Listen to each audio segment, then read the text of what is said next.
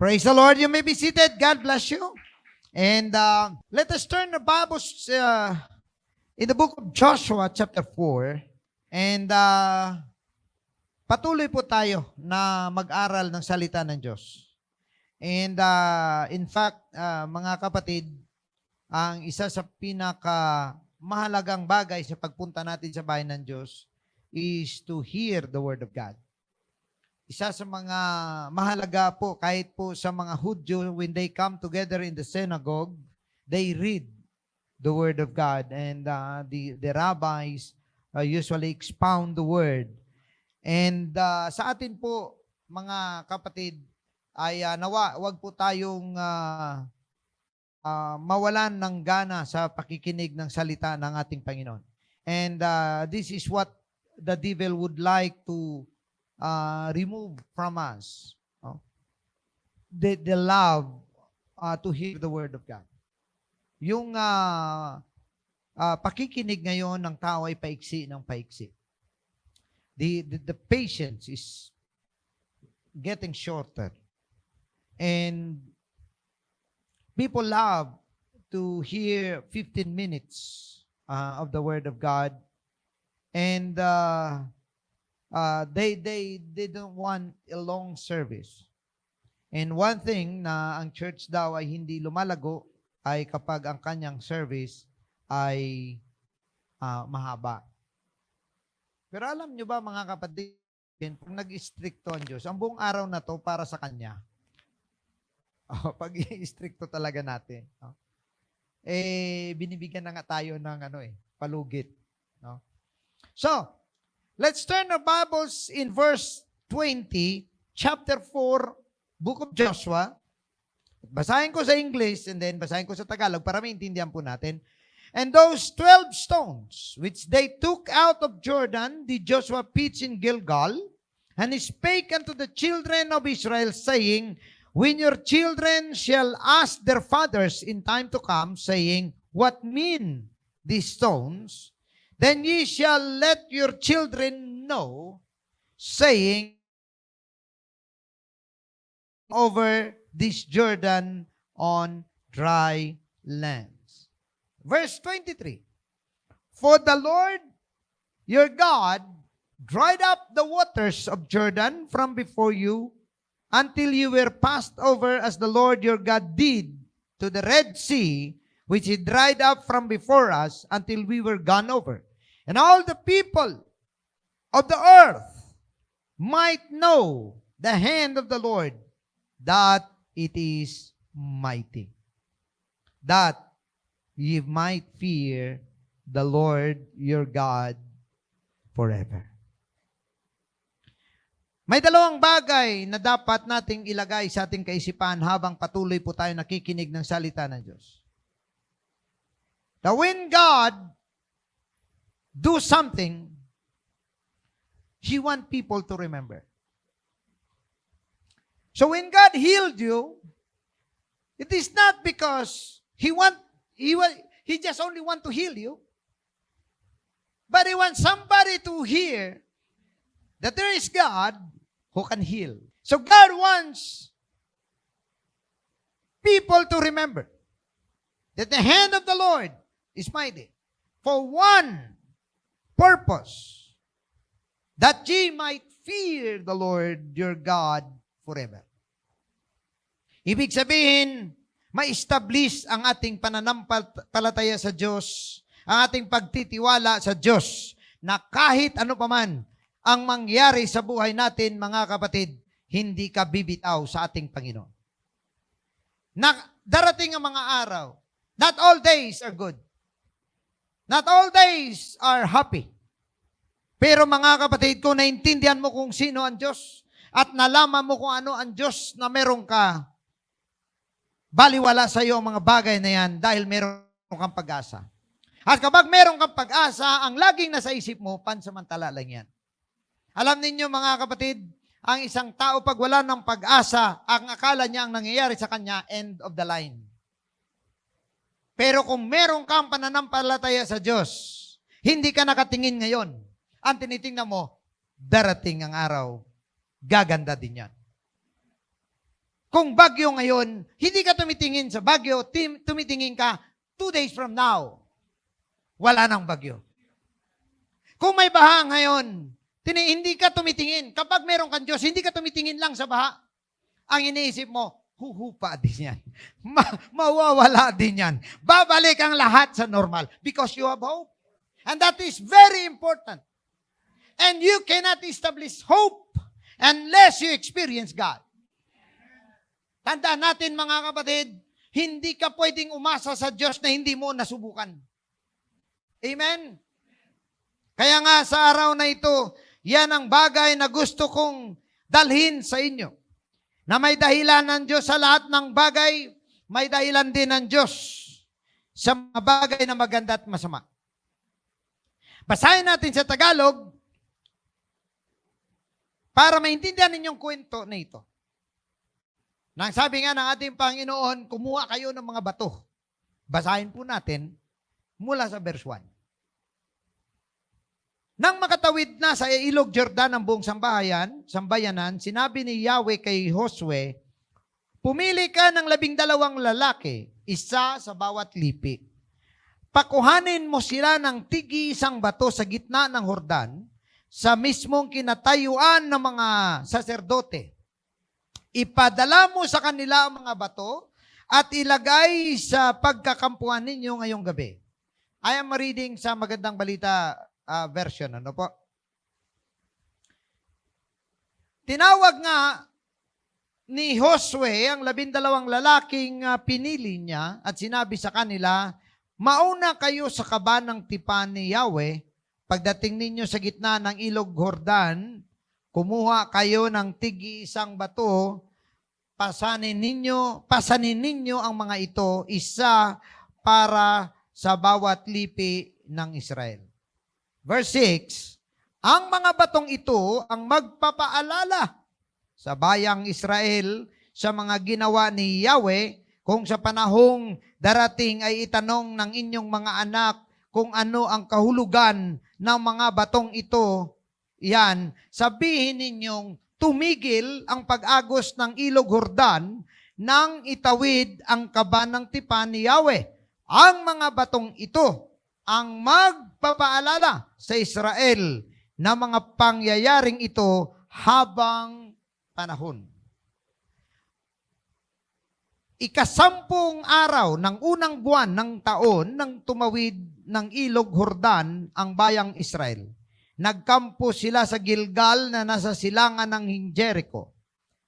In verse 20, doon ang 2 bato na ipinakuha niya sa Jordan. Pagkatapos, sinabi niya sa bayang Israel, kapag itinanong sa inyo ng inyong mga anak kung ano ang kahulugan ng mga batong iyan, sabihin ninyo sa kanila na lumakad sa tuyong lupa ang bayang Israel nang tumawid sa ilog Jordan. In verse 23, sabihin din ninyo na pinatuyo ni Yahweh ang tubig ng Jordan habang kayo'y tumatawid tulad ng ginawa niya sa dagat na pula habang kami tumatawid noon. Sa ganitong paraan, kilalanin ng lahat ng tao sa daigdig ang kapangyarihan ni Yahweh. Praise the Lord. At pararangalan ninyo ang Diyos ninyong si Yahweh sa habang panahon. Mga minamahal, ang kalagayan ng Israel is always on the dead end. Sinadya ng Diyos na magkaroon ng dead end sa Israel.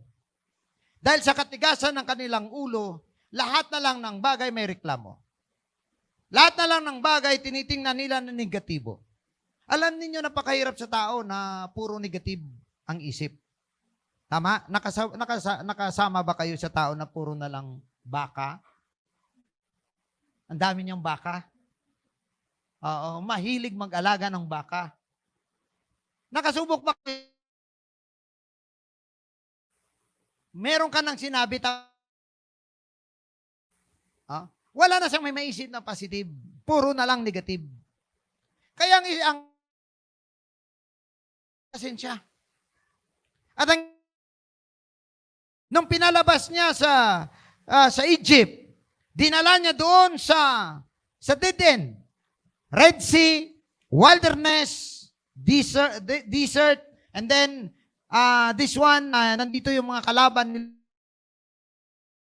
May mga sundalo na magagaling sa giyera.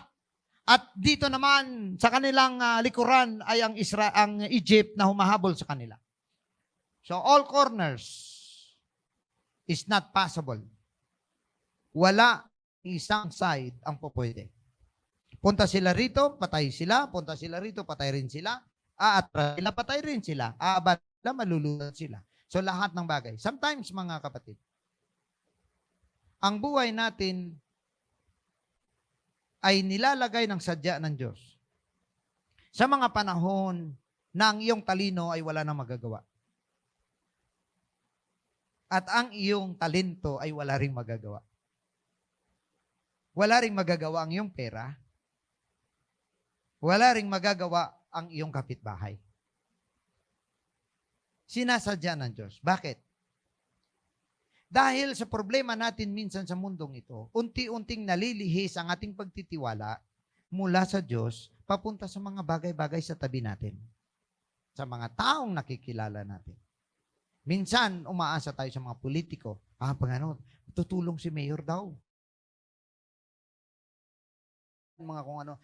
Alam niyo, ang daming church ang na-frustrate lang dahil sa mga politiko. Maganda lang yan kung araw-araw ay eleksyon. Pero pag walang eleksyon, walang tulong. No, ngayon, mga kapatid, tandaan natin ito. Gusto ng Diyos na makilala ninyo ang kanyang kapangyarihan. Dahil ang Diyos lang, sapat na. Si Jesus lang, sapat na. You don't need anything, kung tutuusin. But it doesn't mean that you will not do anything. Hindi ibig sabihin na wala ka nang gagawin dahil makapangyarihan ng Diyos. Ang Diyos ay sumasabay sa iyong mga ginagawa. If you do good, if you do right for yourselves, God will bless you. So ayaw ng Diyos ang tamad, ayaw din ng Diyos ang hindi gumagalaw, ayaw din ng Diyos ang puro na lang. In fact, sa totoo lang, hindi lahat ng oras natin ay para sa panalangin. May oras para sa panalangin, may oras para. Hindi po pwede mga kapatid, na umasa ka na makapasa ka sa exam, lumuhod ka ng lumuhod hanggang wala kang review, luhod ka lang ng luhod pero hindi ka nagbabasa, tapos aasa ka makapasa sa exam. Mga kapatid, may panahon para magluhod, pero may panahon para gumawa ng dapat nating gawin. Now, tandaan ninyo ito, ang buhay natin is 50-50. 50% on your part, 50% in God's part. If you don't do anything, God will not move. Alam niyo kung bakit? Because hindi rin nakakaigi sa'yo ang wala ka nang may ginagawa na bibless ka pa. Aba, siniswerte ka. Ha? Wala may ginagawa na di konsentidor ang Diyos. Tama? Hindi nangungonsinti ang Diyos. Ang gusto ng Diyos, magmat tayo lahat. Maintindihan natin kung anong kanya mga prinsipyo sa buhay. Mga minamahal, laging binabanggit ng ating Panginoon, salita niya, ang mahilig matulog, magugutom. Amen? Pero ang mahilig din magpuyat, magkaka-anemic. Balansi lang. Balansi lang, mga kapatid. Hindi rin maganda na ubusin mong oras mo sa paghanap ng pera. In everything there is a season, a time to plant and a time to harvest. So, kapag panahon ng para sa Diyos, bigay sa Diyos. Sabi ng ating Panginoon, give unto Caesar what belongs to Caesar, but give to God what belongs to God.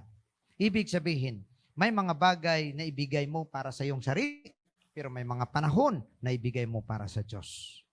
Now ngayon, sa buhay natin mga kapatid, don't you know that our life is the trophy of God? Alam nyo ba yon? Plake ng Diyos. Tropeo ng Diyos. Pag pumunta ka sa mga bahay, may makita. Ang una mong tinanong, bakit siya may trophy? Di ba? Yan, titingnan mo. Uy, champion pala siya sa sa chess, sa bowling, basketball, boxing, di ba? Ganon siya dati. So malalaman mo, magaling pala mag-boxing to, mukhang hindi to mabiro, ah. O at least kahit papano, nalaman mo na. Hindi ka pwedeng magbiro. Pero mga kapatid, anong iniisip mo? May achievements. Tama? So, lahat ng tropeyo, karamihan yan, naka-display sa unahan. Tama? Sino sa inyo ang may tropeyo tapos ilagay niyo sa loob ng kabinet? Punta ka sa mga bahay ng mga champions. Lahat yan nakailira. Isang kwarto lang, puro mga trophy, puro mga medals, puro mga ano. Yeah? Sa atin nga, sa mga anak nga natin, pati mga card, pinagpo-post pa natin eh. Di ba? Oo. Pero paalala ha, paalala po. Mga kapatid, naintindihan ko po ang inyong galak at ang inyong excitement para i-post ang achievement ng inyong mga anak dahil tropeyo nyo po yon. Pero mga kapatid, iburahin po ninyo ang pangalan ng inyong anak at ang kanyang mga details doon, lagyan po ninyo ng harang, yung grades na lang ang ipakita ninyo kasi uso ngayon ang tinatawag na identity robbery or thief na tinatawag. Magtataka ka, may isa ka pang anak. Darating ang araw, magtataka ka, yung anak mo, the same birthday, the same pangalan, si Alice Guna. Oo. Sabi ng DepEd yan, huwag kayong mag-post ng details, lalo na mga LRN number. Kasi unique ang LRN number. Unique po yan eh. Kahit tumanda ka, LRN number mo na yan, hindi mo na yan pwede papalitan. Parang SSS, parang TIN number, hindi mo na rin pwede palitan kailan. So mga kapatid, minsan excited sa mga ganong mga bagay. Pero, alam nyo ba, ang buhay natin, ay kagaya din yan, proud din ng Diyos. Proud din ng Diyos kapag meron tayong ginagawa para sa Kanya. Naging proud siya sa kay Job. O diba? Nakita ninyo? Sabi niya kay Satanas, Satanas ang kagaling? Up and down. Lupa, langit. Ganon. Nakita mo ba? Nakita mo ba yung aking alagad na si Job? Oh. Naglilingkod lang yan si Job kasi pinoproteksyonan mo. Makita natin mga kapatid, bawat isa pala sa atin, inaabangan din ng Diyos. Proud siya kapag ikaw ay gumagawa ng mga bagay para sa Kanya. Tandaan ninyo ito. Anything that you do with labor of love will not be forgotten. Hindi ka man mapuna ni pastor, hindi ka man mapuna ng leader mo, hindi ka man mapuna ng iyong mga kasamahan, mga kapatid, merong isa na nagkakaroon ng record, nire-record niya ang lahat ng iyong ginagawa. Kaya huwag tayo magsawa, mga kapatid, huwag manglumbay sa paggawa ng bagay para sa ating Panginoon. Dahil hindi tayo nagtatrabaho para sa tao, nagtatrabaho tayo para sa ating Panginoon. And so, mga kapatid, ang gusto ng ating Panginoon, na maintindihan natin at maranasan natin. Kagaya ng pinakita kagina, taste and see that the Lord is good. Anong ibig sabihin? Taste means experience. See means witness. Now, experience and witness God in your life. Then God will be glorified and you will see the Lord is good. Mga minamahal, ang sinasabi nga ng ating Panginoon, na dinala niya ang Israel. Ang Israel hindi nakakita mga buhay. Ang gusto lang, sabi lang ng Panginoon, dadaling ko kayo sa aking ipinangako. Pero ang sabi ng Israel, hindi ko maintindihan. Hindi namin maintindihan na nandito kami ngayon. Bakit mo kami kailangan dalhin? Lagi silang nagtatanong ng dahilan. Lagi silang nagtatanong ng reason. Bakit kami nandito? Sometimes we think, kagaya na nabanggit kanina, sa mga kalamidad na ma-experience natin, sa mga sakit na meron tayo, sa mga kapigatian na meron tayo, sometimes we ask God, why? And Israel is like that. Bakit? Bakit? Lagi na lang ang sabi ng ating Panginoon, Dinala kita dyan dahil gusto kong maranasan mo ang aking kapangyarihan.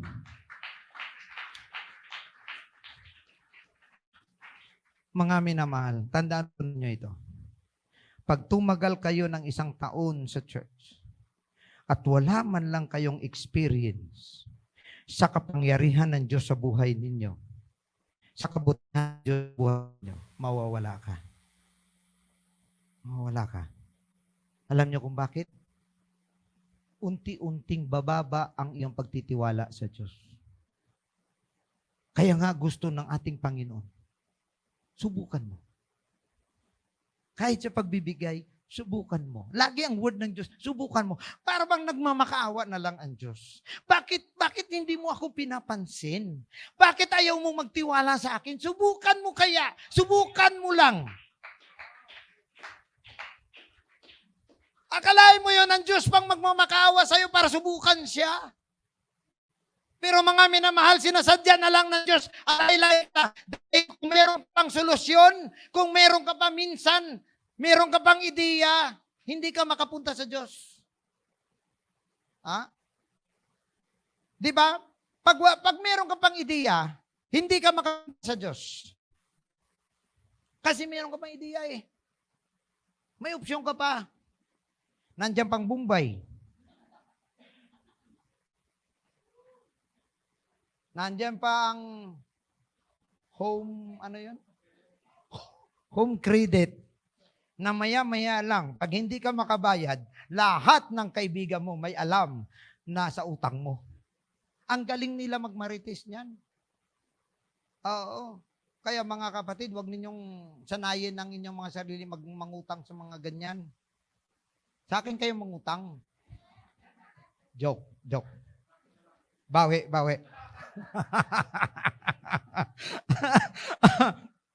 Pero sa totoo lang mga kapatid, ang utang kasi babayaran mo rin naman. Tama? Eh, ba't hindi ka lang mag-ipon? Tama? Hindi ka lang yan. Ay, di mag-ipon ka muna hanggang makabili ka cash. Pag makabili ka ng cash, wala kang interest, may discount ka pa. Oh. So, ngayon mga kapatid, sometimes, karamihan ng ating mga problema ay dahil sa ating mga desisyon sa buhay. So not all the times pwede ka may karapatan kang isisi sa Diyos. In fact, kahit anong sitwasyon ng buhay mo, ang dapat na gagawin natin ay alamin bakit tayo nilagay ng Diyos diyan, ano ang kanyang purpose. Huwag niyong tingnan na, ano bang nagawa ko? At parusahan ako ng Diyos. Huwag ganyan. Tingnan mo ang plano ng Diyos. Anong gusto niyang marating mo? Anong gusto niya maintindihan mo? Anong gusto niya na maranasan mo? Ano ang gusto niya sa buhay mo? Yun ang gagawin natin mga kapatid. Kaya nga nung tumawid sila sa Red Sea, tumawid sila at nakita nila. Sabi nila, wow, the Lord must be glorified. Sumila sa kasiyahan mga kapatid. And here comes. Paglabas nila sa Egypt, pinatawid sila ng Diyos, pero pagpasok nila sa isla, pinatawid din sila ng Diyos. Ang pagkakaiba lang, nabanggit ko na ito sa inyo nung una, ang Red Sea ay hinawi muna ng Diyos bago sila dumaan. But this time, iba na. Step ka muna, then hahawiin ng Diyos. Ibig sabihin, galaw ka muna. Galaw ka muna. Then God will make a way for you. Amen? Minsan, mga kapatid, we demand healing. We ask healing. Pero unahin mo muna ang disiplina sa sarili. Amen? Reklamo ka sa diabetes, panay naman. Ay mo, di ba unahin mong tanggalin mo ng tamis at gagalaw ang Diyos? Lord, andyan ka naman kaya bahala lang Lord. Bahala ka na Lord. Abay, bandang huli, talagang mababahala ka sa nangyayari sa buhay mo. No, ngayon mga kapatid, isa sa mga bagay na gusto ng ating Panginoon dito is when He does something in your life, don't make it a secret. available to everybody. Lang ikaw ang maka-experience ng kabutihan ng Diyos. May mga kapitbahay ka pa, may mga kaibigan ka pa, dapat maintindihan at malaman nilang kabutihan ng Diyos. Kaya mga kapatid, ang aking mensahe ngayon, imaritis mo. Amen? Dapat makilala nila. Sabihin ninyo sa inyong katabi, may ipakilala ko sa iyo.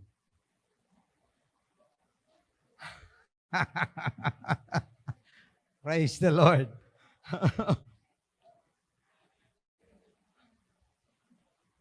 Mahilig tayo magmarites, pero siyempre, anong imarites mo? Huwag yung buhay ng iba. Amen? Wala ka nang pakialam sa buhay ng iba. Ang imarites mo, ang kabutihan ng Diyos.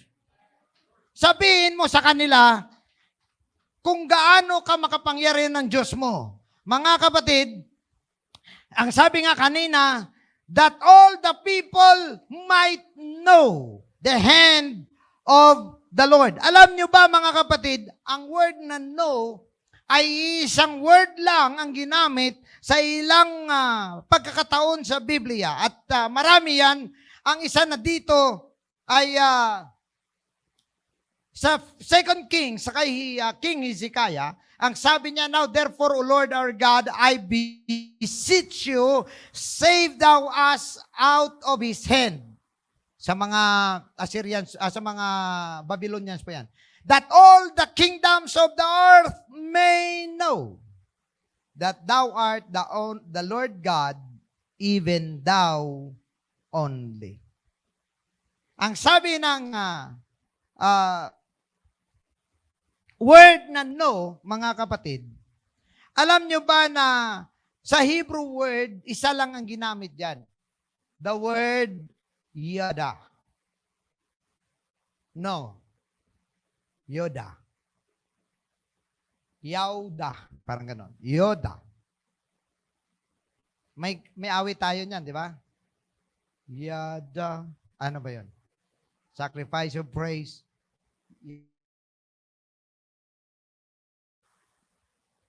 Sige, hayaan nyo na yan. Pero alam nyo ba kung ano ang ibig sabihin ng yada? Ito kasi, pagka i-click mo yung word na no, ayan po, ito po yung lumalabas sa Strong's Concordance. Yada or yoda. At anong ibig sabihin ng yoda? No.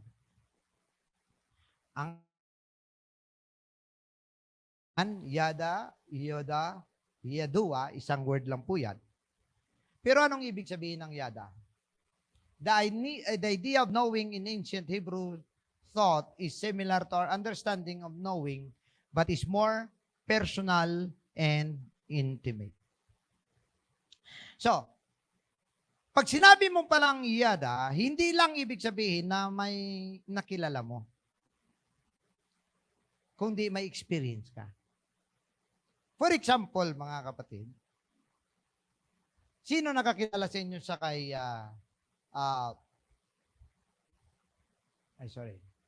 kay Bongbong Marcos? Tayo, di ba? Pero kilala niya tayo? Hindi. Nakakamay na kayo sa kanya? Hindi rin. So, alam lang natin siya, pero wala tayong relasyon sa kanya. Tama? Now, sometimes, we know there is God. Everybody here believe that there is God. Dahil hindi ako maniniwala na nandito ka sa bahay ng Diyos, tapos hindi ka naniniwalang may Diyos. Tama? Pero mga kapatid, hindi dapat ang word na yada, that you might know, ang ibig sabihin niyan, mga kapatid, hindi lang na alam mong may Diyos ang mundo. Kung di na-experience mo ang Diyos na sinasampalatayahan mo. Ibig sabihin, naintindihan mo siya, naranasan mo siya, at nakita mo siya. Witness. Ang nakita, ibig sabihin, hindi yung kanyang nature bilang Diyos, mga kapatid, kundi ang nakita mo, ang kanyang kabutihan. kung ano ang ginawa ng ating Panginoon. Now, alam nyo ba mga kapatid, ang word na yada sa mga Hebrew, pag titingnan natin, it means that you have an intimate relationship with the person. Like Genesis 18 verse 19, ang Diyos ay nagsabi kay Abraham, sabi niya, I know him. So meaning, ginamit niya ay yadahim. Okay? Yadahim. Him. Meaning, pag sinabi ng Diyos, yada, I know you, ibig sabihin, you have a very close relationship with God. Hindi siya gagamit ng word na yada kung wala kayong pinag-usapan at wala kayong relationship na dalawa. The same way, mga kapatid, na ginamit ng Bible ang word na yada sa Genesis chapter 4 verse 1, when Adam, the Bible says, knew his wife. And that is a very intimate relationship with his wife. So, ibig sabihin, ganun katindi, ganun ka-close pag sinabing yada, mga kapatid. And so, therefore, knowing God is not only about knowing there is God, but rather having an intimate relationship sa Diyos. Yung bang pag nag-pray ka, parang kaya mong makipag-usap sa Kanya, kagaya ng isang kasama, kagaya ng isang asawa. That is why I can ask. It is about bringing before God whatever in your heart. Ibig sabihin, kapag nakipag-usap ka sa Diyos, gawin mong personal. Sometimes ang problema natin kapag nag-pray tayo sa Diyos, Lord, please, give me. Kausapin mo muna. Pagka ganyan ka ba sama mo? Bigyan mo nga ako pera, Dad. Ba hindi? Anong ginagawa natin? Brother Juby, kailangan kita muna. Ikaw ang tatay ko. Oh. Tumanda lang ako ng una. Tama lang. Pagka siyang ama ko, kailan ko pera? Sasabihin ko sa kanya, bigyan mo nga ako pera, Dad. Ano palagay ninyong response niya? Parang wala kang respetong bata ka. Di ba? Kung ako, matalino ako, Dad, ang gwapo mo. Tama? Tama?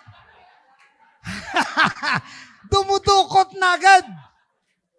I love you, Dad. I hate you, Dad. Wala palang lamang bulsa mo, Dad eh. Di ba? O, di ba katapos madaling humingi? Madaling di ba? Siguro si Brother Joshua, pupunta kay Brother Rismo at sabihin na, ay, naku na ako, gumagwapo ka araw-araw. Hindi ba? Di kung alam na ni Brother Rismo ang galaw ni Brother Joshua, magkano ba? Di ba? So, ibig sabihin, mga kapatid, when you pray, huwag diritsang hingi ng hingi. Makipagrelasyon ka muna sa Diyos. Kausapin mo ang Diyos kagaya ng isang anak sa ama. Kagaya ng isang asawa sa asawa. Dapat kausapin mo muna ang Diyos. That is why the Lord said, when you pray, Our Father, which art in heaven, hallowed be thy name. Thy kingdom come, thy will be done. Thank you, brother. Anong ibig sabihin? I-establish mo muna ang relationship mo sa Diyos. Now, tandaan natin ito mga kapatid, na hindi lang na meron kang intimate relationship, because after you know God, the next thing that God wants you is to share His goodness to others. I-share mo ang kabutihan ng Diyos. Hindi mo po pwedeng ikaw lang ang naka-experience niyan. Dapat i-witness mo sa iba. Ay, alam mo ba, may sasabihin ako sa'yo, ang Diyos pala napakabuti talaga. Ang iyong testimony, dapat sabihin mo, dapat ihayag mo kung paano nagiging mabuti ang Diyos sa buhay mo. Hindi po pwede na may ginawa ang Diyos sa buhay mo pagtapos, ibaliwala ka lang. Sometimes may problema, may sakit. And then pagkatapos, nag-pray tayo. Pag nag-pray tayo, gumaling. Wala ka man lang may sinabi. Dahil gumaling ka, akala mo sa alaksan. At minsan, ito pang problema, sabihin na, siguro na, lamig lang. Lamig lang siguro. Yun, okay na ako kasi lamig lang. Hindi mo malang sabi, pinagaling ako ng Diyos. Pinagaling ako ng Panginoon. Hindi mo na lang sasabihin yun. Amen?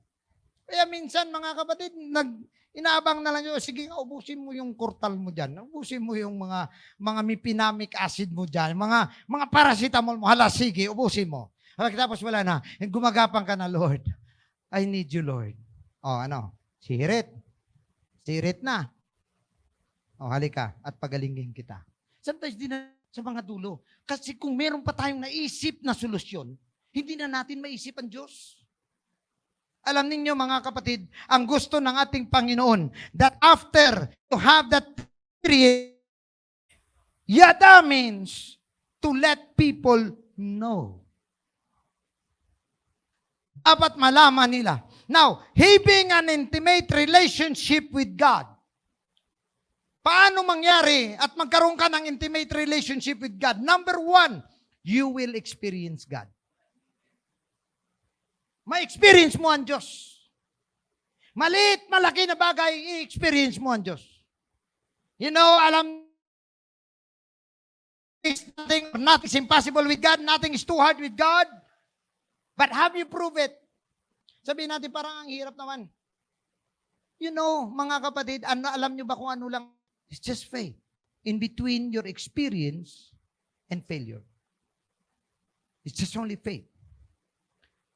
Now, if you have a relationship with God, an intimate experience mo ang Diyos, that is what of God.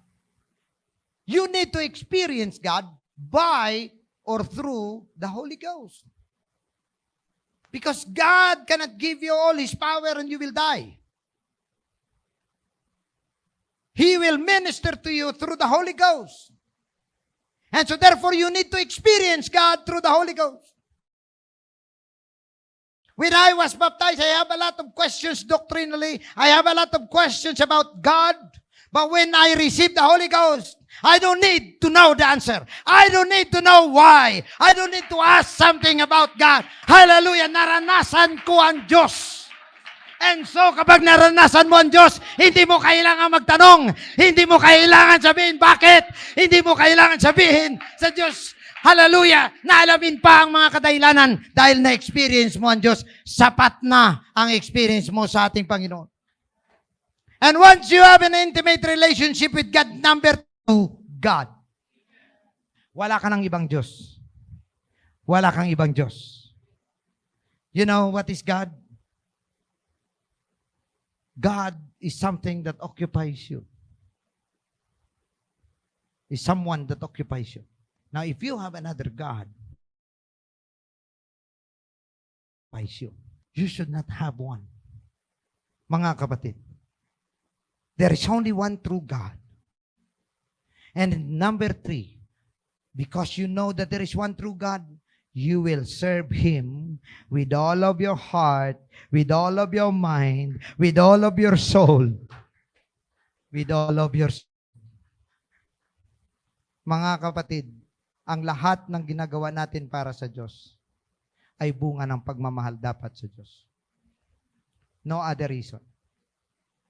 Because God saved us without any other reason but love. You serve God without any other reason but love. Hallelujah. Mahal ko ang Diyos, kaya ko ginagawa ito. Mahal ko ang Diyos, kaya ako magpupuri. Mahal ko ang Diyos, kaya ako magsasamba. Mahal ko ang Diyos, kaya ako magpipray. Mahal ko ang Diyos pa, kaya ako magbabasa ng Biblia. The reason, you don't need any other reason but love. When you do something for God, it is about love. You love God, and that is why you do it.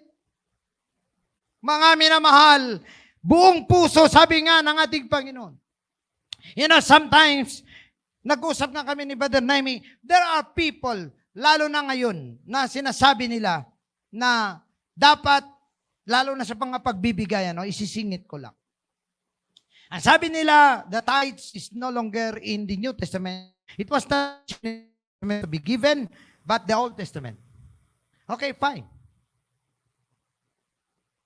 Wala sa New Testament, hindi binanggit. Sa Old Testament lang. Sa Old Testament, 10%. The first of your tens is God's. Most of the time, we think that the last 10 of your 10, yung pang-10 sa Diyos. Dapat, di ba, baligtarin natin. Ang unang pang-10 sa Diyos. Ang sunod na 9 na tenths. Di ba? No, ngayon, sabihin natin, sa New Testament, wala. Pero anong sabi ng ating Panginoon sa New Testament? Thou shalt love the Lord thy God with all thy soul, with all thy strength, with all thy might, with all thy heart. Oh, mamili kayo. 100 o 10? Tama? Kung by philosophy, maraming mga tao hindi nakakaintindi ng mga pinagsasabi. So by philosophy, mga kapatid, kung tutusin, lahat ng oras mo para sa Diyos, lahat ng attention mo para sa Diyos, lahat ng meron ka para sa Diyos, gusto ng Diyos lahat yan kung tutusin. Kaya tandaan po natin ito. Sometimes, akala natin sobra na ngayon natin sa Diyos. Pero kung tutusin, wala pa palang kalingkingan. Hallelujah! Wala pa palang maliit na bagay na porsyento na bigay natin sa Diyos. Ang sabi ni Steve Jobs, napakahirap huli na. That money is not everything. You cannot buy life. Ang sabi ng Panginoon, what shall a man give in exchange of his soul? So mga minamahal, tandaan po natin ito. Intimate relationship with God is about understanding that we need to serve Him with all of our heart, with all of our mind, all of our and with all of our soul.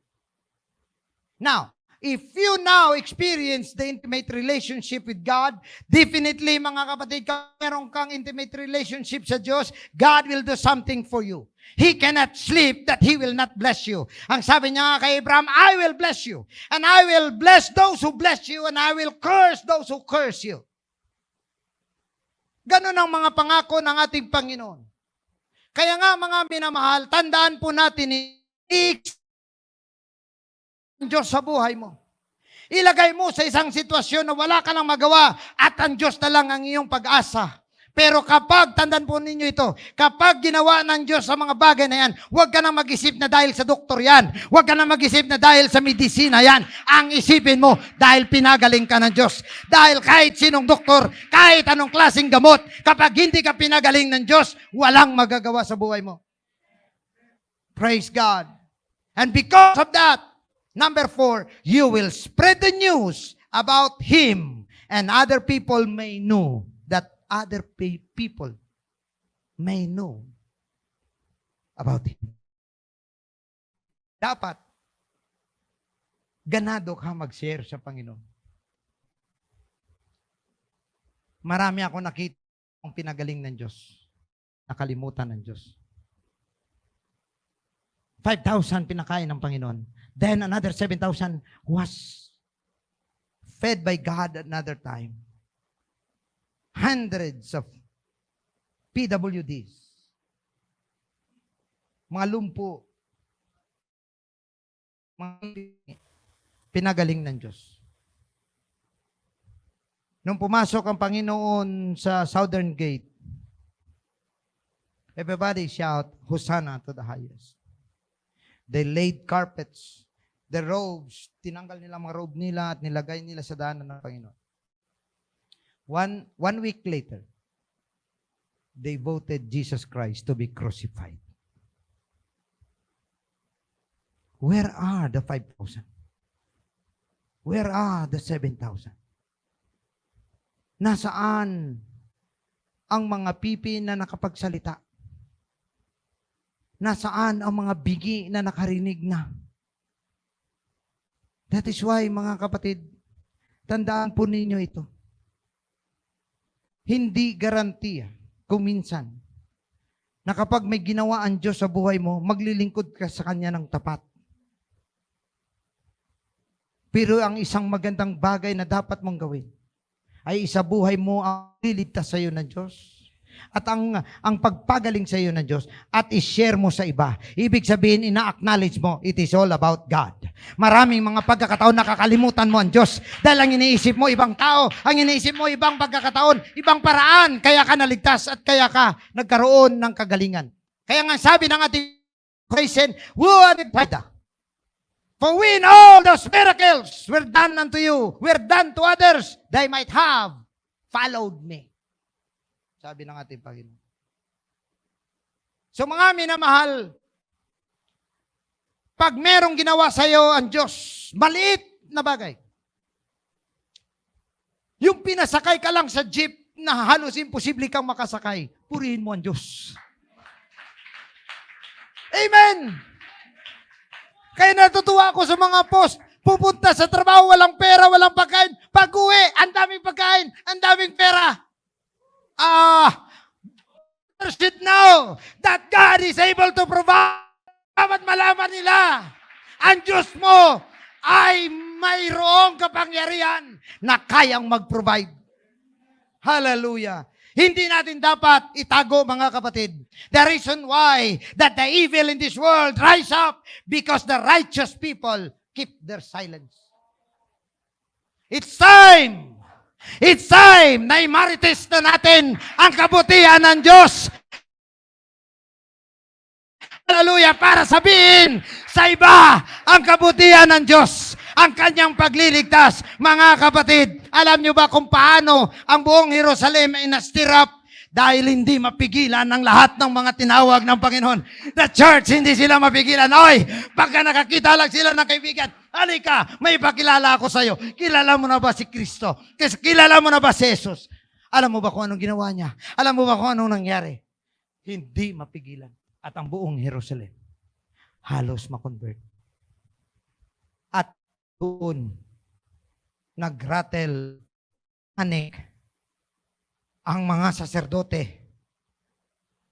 Nagpanik ang mga Saduseo, ang mga Pariseo. Nasabi nila, mawalan tayo ng funds. Pag ganito, nag-viral na naman yung Jesus na yan. Dapat gagawa tayo paraan. Kaya hinuli ni Pedro, hinuli nila mga apostol at sinabi nila, pag sa sunod nila, tigo pa, sa sunod, wag na kayo mangaral ng pangalan na Jesus na yan. Kung hindi, mabibilanggo kayo ulit, papatay namin kayo. Paglabas ni Pedro at ni Juan, nandun sa tabi-tabi, nagsishare kay Jesus Christ. Nagsishare about Jesus Christ, about Christ. Mapigilan. Dapat mga kapatid, ngayon, ito na yung mga panahon na nasa huling mga panahon na tayo. Panahon na para ipakilala si Kristo, para ipakilala ang kabutihan ng ating Panginoon. Hallelujah! The reason why na sometimes hindi tayo nagiging mabunga because our lips are always closed when it comes to God. Amen? Pero kung ang lahat ng bagay i-share mo sa tao, alam niyo mga kapatid, ang kalagayan ng tao paulit-ulit lang. Paulit-ulit lang. Iba-ibang tao, iba-ibang lugar. Naranasan mong gutom, naranasan niya. Ang naranasan mong sakit, naranasan niya. Ang narasan mong kapigatian, naranasan niya. Ang lungkot na meron ka, may lungkot din siya. Kaya paulit-ulit lang. At isa lang ang solution. Jesus is the answer. Hallelujah. Why? It might not change your situation right away, but what will give it to you is hope. Ang pagkakaiba nun, mula sa wala ka ng pag-asa, makilala mo si Kristo, may pag-asa ka. Yun ang kailangan ng tao. Ang pag-asa ng buhay, hindi lang ngayon. Meron ka pang tinitingnan. There is an eternal life. Hallelujah! Pagkatapos ng buhay na ito, meron pa. May parating pa ang ating Panginoon, mga kapatid. And that is why, for the last, when you have intimate relationship with God, you will give Him the praise and worship that He alone deserves. Hallelujah. Isang epekto sa pagkakilala mo sa Diyos ay ang desire mo na makapunta sa bahay niya para purihin ang kanyang pangalan. Hallelujah! Hallelujah! Somebody should know the goodness of God. Pero mga minamahal, it doesn't start from there. It starts from within you. Experience God first before you can share your experience to others. Don't you know that every time we come to the house of God is an opportunity to experience God? Are you willing to experience God today? Are you willing to experience through the Holy Ghost? Are you willing? Hallelujah. Are you willing to experience God? Hallelujah. Let us worship Him. Let us magnify the name of the Lord. Hallelujah.